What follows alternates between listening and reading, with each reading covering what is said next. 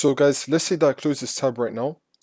If I want to restore it for the first method, by the way, this should work on most web browsers. So for the first method, you just want to right click right here on the tab on the top, and then it should be saying reopen close tab. You want to click on that. You could also close it out again, and you could do Control, Shift, and T, which will then open it up. That's the second method. And now for the third method, you want to click on the three dots in the top right, click on History, and then click on History again. And now your tab should appear right here. You can select it. That's the third method.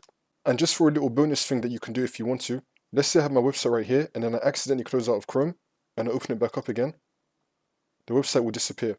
Let's say that I want it so that instead if I would have closed it by accident, and then I would have restored Google Chrome, my website would have appeared again.